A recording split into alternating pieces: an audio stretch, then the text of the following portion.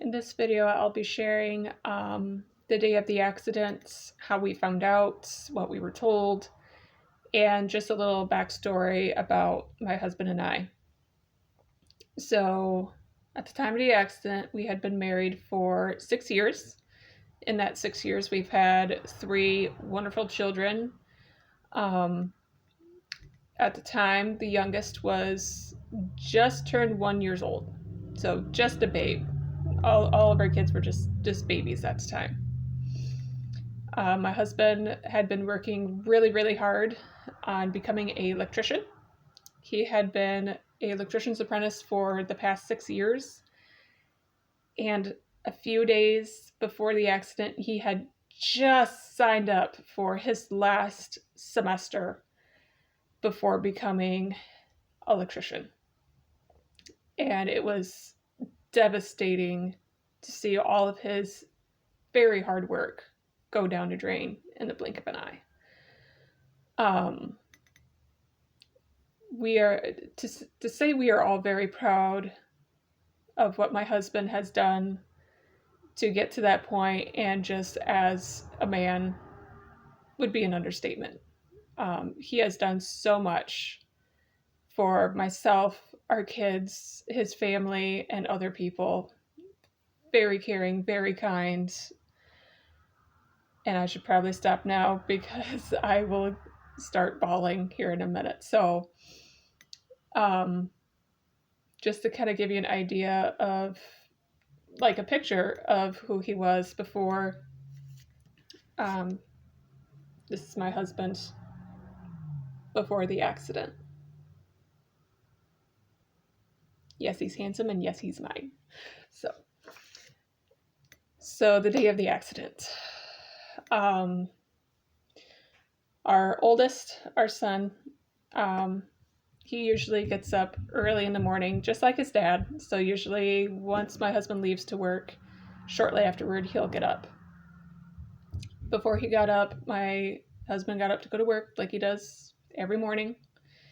Came in before he left, like he usually does, gives me a hug and a kiss, tell me he loves me, and he'll see me later, and he'll text me on his break, and will call me when he's on his way home, like he always does. And that wasn't something I asked him to do. That was just something he wanted to do. I told him I loved him, I'd see him later. And that was the last time I'd hear his voice. That was around 6:15 in the morning.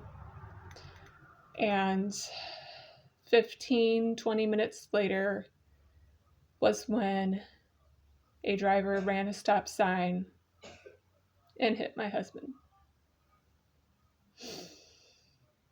At 7:05 in the morning, my son was up. He had crawled into bed with me to wait for me to get up and start the day. And we had a loud knock at the door, a very loud knock. Now, for a little bit of backstory on this, when I got up and looked out the window and saw it was a police car in our driveway, my first thought was, oh great, there's a nut on the loose and they're telling us to lock our doors and be careful, because a few months prior, there had been a robbery in the area that had gone wrong, involving very young adults, that it ended poorly. So with that in the back of my mind, I'm like, oh great, now there's another nutty case going around and stuff. No thought whatsoever of, oh my gosh, who died? Is my husband okay? Nothing like that. So I go up to the door, I answer it, of course. And the officer asked what relation I was to my husband, and my husband and father-in-law share the same first name. And so my husband goes by his middle name to make things easier. So when he asked, I said, well, which one? I know 2 of them. And he mentioned his age, and my gut went, ah, crap. And he said, your husband's been in a car accident and is in critical condition. And I believe at the time he said he was on his way to the hospital.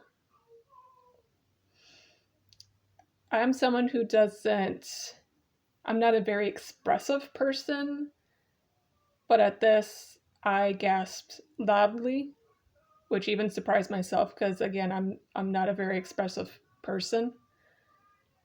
And he asked for my contact information and everything because all they could find was the registration of the vehicle. They could not find his wallet. So I confirmed everything. Yes, that's the car. Yes, that's my husband, and so forth. Got my information.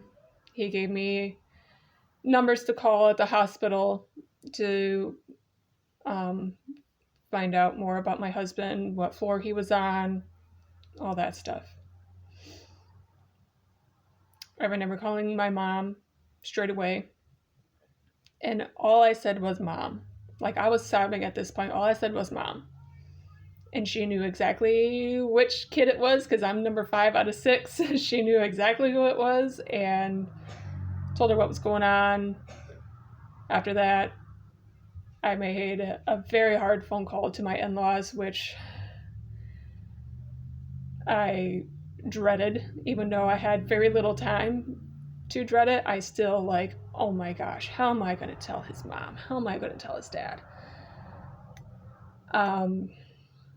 After about an hour of chaos and scrambling of, okay, who's going to watch kids? Who's going to come to the hospital? Who do we all need to tell? We get to the hospital. And by the time we get there, I don't remember waiting very long before the neurosurgeon came out. And he sat me and my in-laws down and said, your husband has a traumatic brain injury.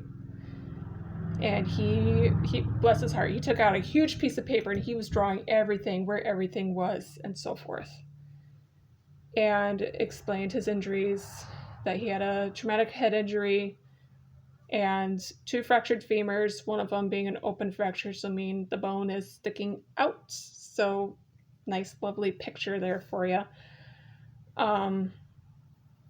As far as how bad the TBI was, they didn't know yet.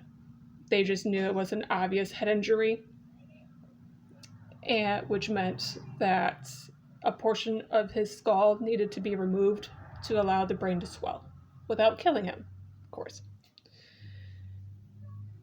I remember roughly the information he was giving us, but of course, we're all in shock. We're all just, deer in the headlights, like, okay, we hear you, but we're not processing everything that you're saying. We're processing bits and pieces. So in the next video, I will share seeing him for the first time in the ICU. But if you didn't see the first video that I posted, I will show you the picture of the vehicle. We would later talk to the sergeant that was at the scene. So this is what the officer had to see walking up to the vehicle. And again, if this is triggering for some viewers, I highly recommend you looking away or just getting out of the video completely. So I'll be showing a picture of the vehicle that he was in. So this is the vehicle my husband was in, and the accident.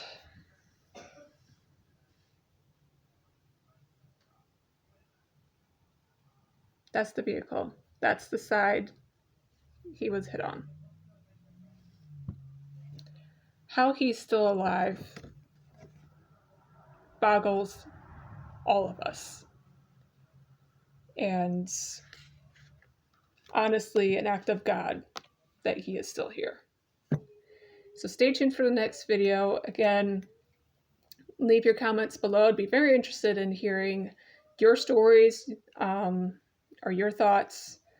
And like I said, this is to encourage and hopefully inspire other people. And stay safe out there and drive responsibly. We'll see you in the next video. Bye.